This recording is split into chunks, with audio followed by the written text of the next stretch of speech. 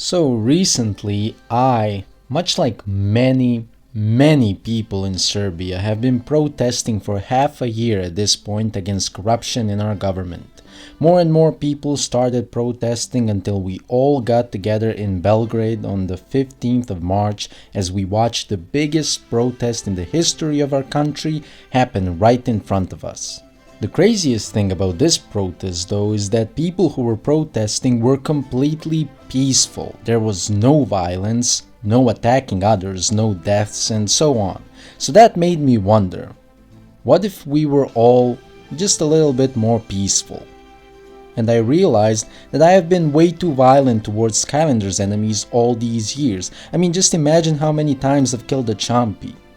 So because of that, I decided to beat Skylanders Spyro's adventure without attacking any enemies. Now I'ma go over the rules and then we can start. I am not allowed to do any attacks that are gonna result in an enemy dying. That includes all Skylanders attacks, except from really specific attacks where you don't even need to touch your Wii remote. That also includes pushing blocks over enemies, throwing bombs at them, shooting cannons at them, killing enemies with a turret, or killing them with laser puzzles. And on top of that, I can't use any items that deal damage to enemies. Also, NPCs and sheep don't count because they can't die and have no health, and Snuckles is an annoying asswipe. And now, before we start the run, I just want to give a huge thanks to Kory, because Kory is the one who told me about all the skips I needed to do and helped me practice them, so this video would not be possible without Kory. So definitely go check Kory out, because Kory has an insane knowledge on Skylanders and does speedruns on all Skylanders games. And now we can start the run. Shattered Island is not that complicated. You just go through the level normally until you come across the first monster gate of the game. These are the biggest problems in this run because you can't get past them until you defeat all enemies in this area. That is exactly why I am going to show you how to get past every single monster gate without killing a single enemy. This first one is easy to get past, as you just go right in between land and water with Zap and just move quickly in a circle, and Zap gets lifted up and you're able to pass this gate. I'll be on the safe side, thank you. It sure beats being on the choppy side, which is where you are. Blobbers is a schizo, confirmed. Anyways, that's it for this level. Just be careful not to push this turtle over a Chompy and you're done. These Chompies will die once the level ends, but that's just the game auto-killing them, so you can't really do anything about that. This level is also easy because you just go through it normally until you get to the turret. Now going into this turret would auto-kill all enemies here, so we do not want to do that because it's completely avoidable. You just run into this gate and switch to Bash, and the level ends because of Bash's huge hitbox. This is where the fun starts, because it's about time I introduced you to warps. Before you go into the level, you actually gotta add a second player and go into Dragon's Peak, and after Flavius flaps his wings 6 times, you take off player 2 and disconnect, and that's how you set up the coordinates for player 2. Now you go into chapter 3 and you quickly add player 2, take off the Skylander of the portal and disconnect player 1. Once you've done those 3 things, you can chill and take all the time you want and place whatever Skylander you want, because the warp has already been done. So you place Ghost Roaster and you're teleported right here, meaning you have skipped the first monster gate of the level. I'll be on the safe side, thank you. Now, why does this work this way? I honestly have no idea. Apparently the coordinates here in Dragon's Peak are equal to the coordinates here in Sky Schooner Docks, so since you disconnected this player 2 here, when you rejoin, it's gonna send you to those exact coordinates, but since you're in a different level, you end up here. How somebody made this discovery and how people found multiple other warps, I have no idea, but I thank them because it's necessary for this run. I'm not gonna lie, I suck at this warp, and as you can tell, I failed it, but the good thing is you can keep trying until you succeed. Anyways, we immediately have another monster gate, but with Ghost Roaster, you can climb this wall and just walk on top of it to avoid this gate. I'll be on the safe side, thank you. Once you're past the gate, you keep going on the wall so the ship doesn't load in, and once you get here, you dash forward and the ship won't load in, meaning you don't need to fight the enemies that would have been here otherwise. You also just gotta do Ghost Roaster's third attack to get past this invisible wall here, but everything else is chill. At the end you have a turret section, which I am obviously gonna avoid. Now here you gotta do this Ghost Roaster jump, and honestly this is one of my least favorite skips to do, but after trying for quite some time, I managed to do it and the level is done. For Stormy Stronghold, I just set up a warp here, and that gets me almost at the end of the level within seconds, and no enemies are loaded here, so I just picked up the air source and that's it. I'll be on the safe side, thank you. Oil Spill Island is one of the more complicated levels in this run. There is only one monster gate here, but it's right at the start, and the only way to avoid it is to set up a warp in the hub, and that will get me here. I'll be on the safe side, thank you. But because I skipped the start of the level, now nothing is loaded, meaning I had to get over these normal gates as well. I add player 2 before I hop over this gate because I can't return once I jump over it, and I jump over it with a Warnado jump, and this is the first one of many, and I suck at Warnado jumps, but this one isn't that hard. And if you're wondering how the Warnado jumps happen, well, for some reason if you dash somewhere and stay in the shell and there is something above Warnado, his shell just freaks out and tries to jump over it. However, these skips are very random for me and I definitely haven't mastered them, so if you're interested in learning them, I definitely recommend asking somebody on the Skylanders speedrun Discord server. Anyways, getting over the second gate is done with Camo. You need to somehow time his second attack as you're moving into this object and it will lift him up, and you may need to repeat that attack another 2 or 3 times until you get lifted up enough in order to get over this gate. This is also one of my least favorite skips, but it had to be done. And once I got past that gate, I just freed all of the fishmen and the level is done. Unless you're an idiot like me and you forgot to free the first fucking fishman before jumping over the gate. However, I was too stubborn to replay the level because that would mean doing the camo skip again, so I just kept searching whether I could jump over some fence with Warnado, and I managed to find this place which led me back to here, and then I finished the level finally. Now we're back to simple levels. I just went back to the Dragon's Peak intro cutscene, and once Flavius flapped his wings 8 times, I set up the warp, which then gets me to the end of the level, and that's it for Darkwater Cove. I'll be on the safe side, thank you. Leviathan Lagoon is actually one of the most normal levels here. I collected the first 3 statues normally. This dude dies when you get the statue, but I didn't attack him with anything, so it's really not my problem as there's nothing I can do about that. And once I got 3 statues, I just switched to Ghost Roaster and did his third attack to get through this invisible wall, which helped me avoid the turret section, and then we get to the first boss fight. Now unfortunately there is absolutely no way to avoid this fight, but there is a certain Skylander who can deal damage to enemies without doing any attacks. That is why I switched to Lightning Chad, as he has these 3 clouds around him that deal barely any damage, but I don't count them as an attack, so this is how I got through boss fights. Don't look at it as an attack, just look at it as Lightning Rod has way too much aura for other enemies, so they just die just because he exists. Now you may be wondering, why am I doing all those skips if at the end I'm anyways gonna end up using Lightning Rod's clouds, but let's be real here, it's a million times more interesting to see how much I can break the game instead of just doing a 10-hour run of moving with Lightning Rod. Anyways, this fight is not hard at all. Zap and Slam Bam are easy to defeat, you just gotta be patient. The only annoying one is Gilgrunt because his attacks pushed backwards, so I could never consistently deal damage to him. But that's about it. It was still light work for my man Lightning Rod. This one is interesting because you can warp to the end of the level, but at first I thought that the only way to set up this warp was to go to Leviathan Lagoon and do whatever this is.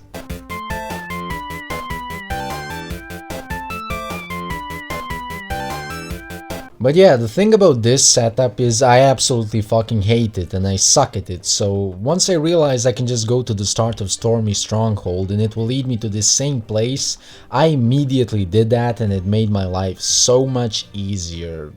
This is starting to sound like an ad. Unfortunately, again, you need to defeat these enemies because if you just warp into this arena, then enemies aren't loaded, but also the crystal eye isn't loaded, so you can't finish the level. And you also can't jump over this gate, so lightning rod it is. At the start of Stone Town, there's a million chompies here, so I let them hit these eyes so that I don't accidentally kill them, and if I ever got stuck in a big chompy mosh pit, I just press minus and that pushes them a bit. After that, this is a pretty normal Stone Town run until I get to this area. I first drag these enemies as far as I can and then quickly go to this key gate, and as I'm going I repeatedly press minus so that the enemies don't follow me and forget about me. Once I got here I just needed to do a tornado jump and that's it. After that you can get to the end of the level normally again, but then we get another boss fight. So you can guess that I'm just going to switch to lightning rod again, and you would be completely wrong. Instead I'm just gonna delete the stone golem from the game. What? If anyone is wondering, this is done by quickly taking off your Skylander, then activating player 2, then disconnecting player 1, then adding player 1 again, and then disconnecting player 2. It's actually really easy to do, and that's it for this level. For this level, I needed to set up a warp here in Crystal Eye Castle, which actually leads to the Magic Gate, but once you get out of it, you can just play the level normally. With this warp, I avoided 2 monster gates, so as for the rest of the level, I just avoided this big ball so that I don't kill all these enemies, and then at the end of the level I make sure nobody's following me to this laser puzzle so that they don't get killed. However, there is this final area with the monster gate, but you can do a tornado jump over it, and that's the end of the level. I'll be on the safe side, thank you.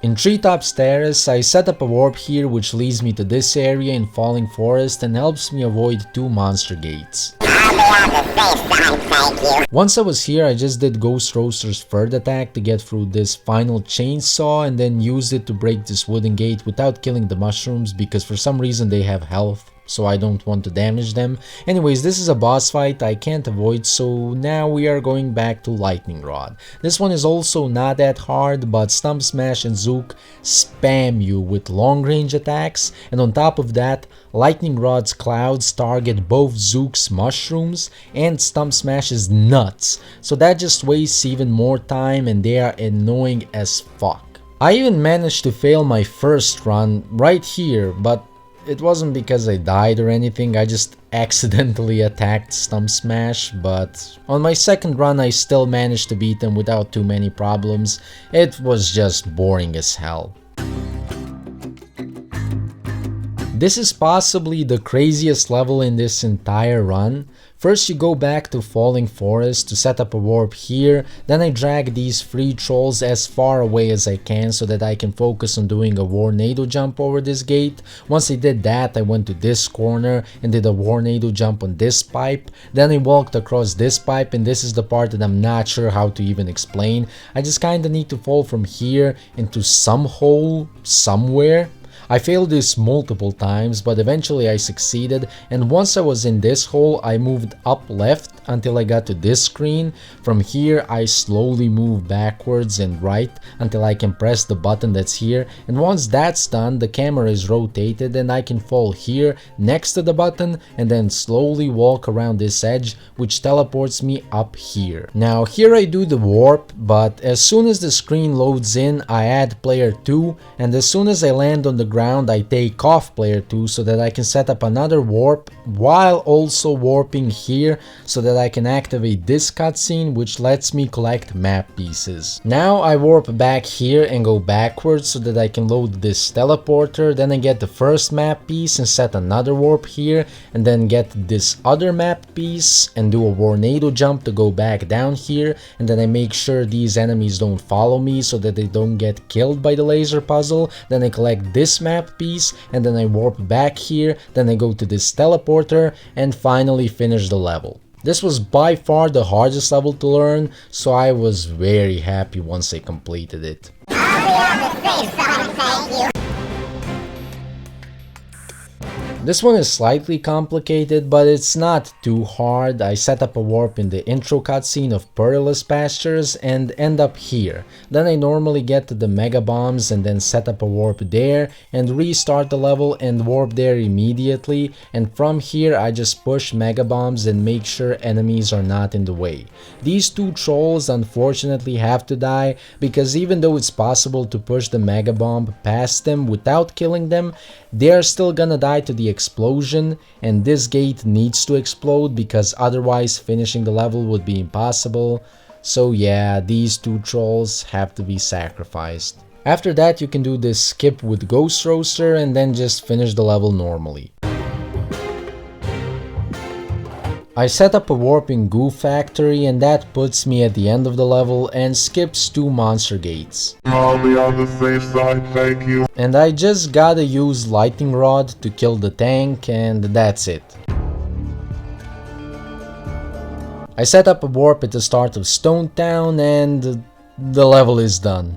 I'll be on the safe side, thank you. I actually don't do any warps here, I just go through this bridge with Flameslinger's attack where he can charge up an arrow because he can get through certain walls because his hitbox is small, and that helps me skip the entire level, including 1 monster gate. I'll be on the safe side, thank you. Then I let these spiders kill themselves. See kids, that's what happens when you try to harm others. It comes back at ya. I also somehow attracted this red dude, so I had to put him back in his place, and then I did a tornado jump and it was over.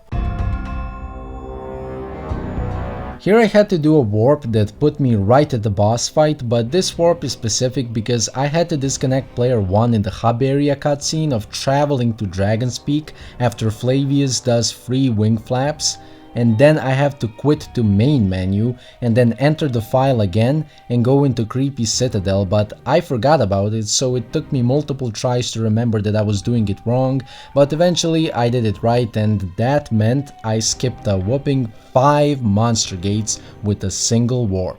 I'll be on the safe side, thank you. Then it was time for another boss fight. This one was tough because Chop Chop is a real pain in the ass because he's quicker than Lightning Rod and deals a shit ton of damage, so you can barely ever get close to him to even deal any damage. Hex is also insanely annoying because she spawns these bones, and just like in the life boss fight, Lightning Rod's clouds target the bones because they are some really stupid clouds, and that just wastes even more time. Because of all of that, I actually died here.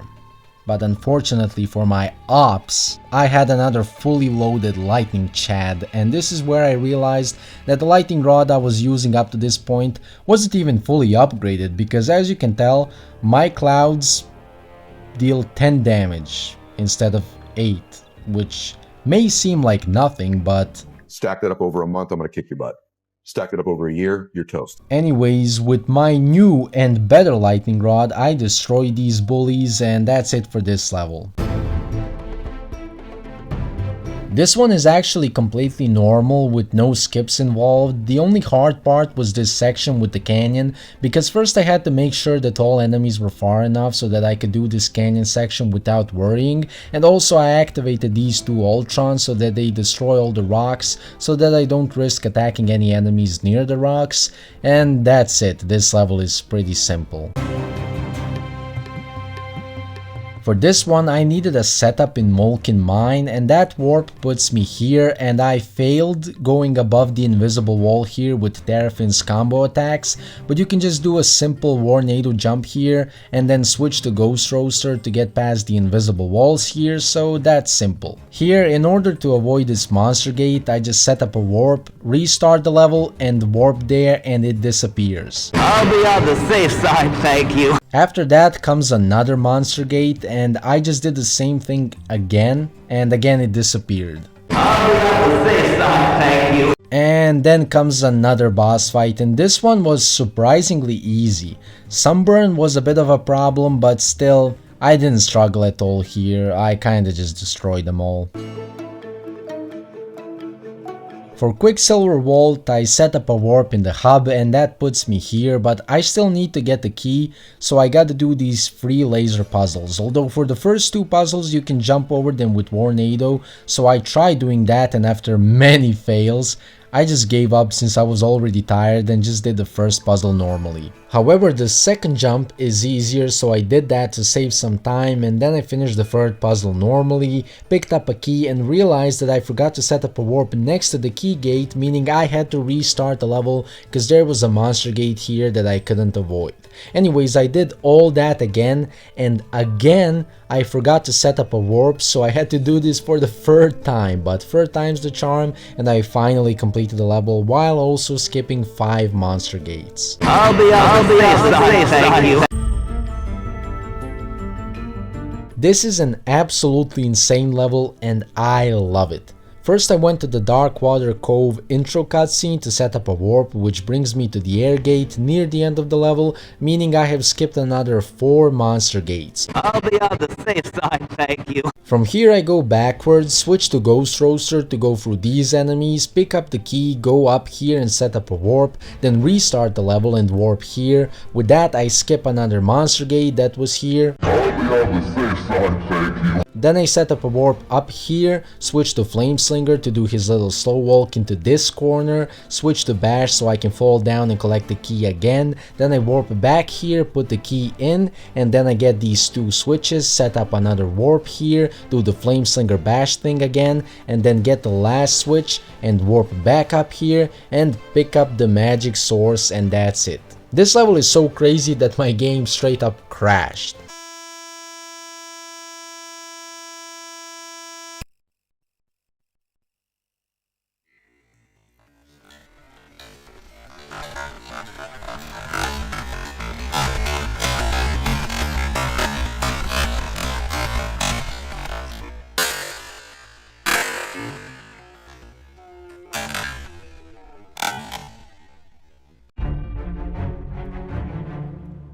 Now it's time for the last level, and I set up a warp in Stone Town, which then enables me to skip the entire level and the ending monster gate. So for the last time, say it.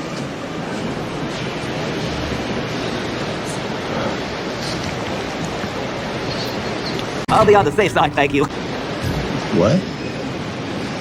I can't even hear that. I'll be on the safe side, thank you. Once again, and do the point. I'll be on the safe side, thank you. There we go. Anyways, now only Chaos is standing in front of me, and you already know that I'm gonna do this with my 2 lightning rods, so I have nothing special to say. Although I won't lie, I was close to dying multiple times. I died with a weaker lightning rod because it's a bit obnoxious when you're trying to avoid Sunburn, who can teleport and has a long range attack, Zook, who has long range attacks, and Chop Chop, who chases you and deals way too much damage. So already before I even got to the second phase, I had lost a lightning rod. However, the stronger lightning rod clutched up. I managed to survive almost 20 minutes of straight up onslaught that Chaos sent at me, but with the help of healing elixir, Sky Iron Shield, healing from the sharks, and just a little bit of other Skylanders tanking when lightning rod was really low, I managed to survive all of that and managed to beat the entire game without attacking any enemy.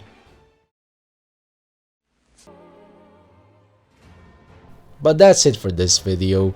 I just want to say again, thanks, huge thanks to Kory, because again, Kory was a massive part of this run. So definitely check Kory. Oh, I just got a notification, wait. Oh, somebody just beat my 4-year-old record in Spyro's Adventure on the 3DS. I am done being peaceful. This means war.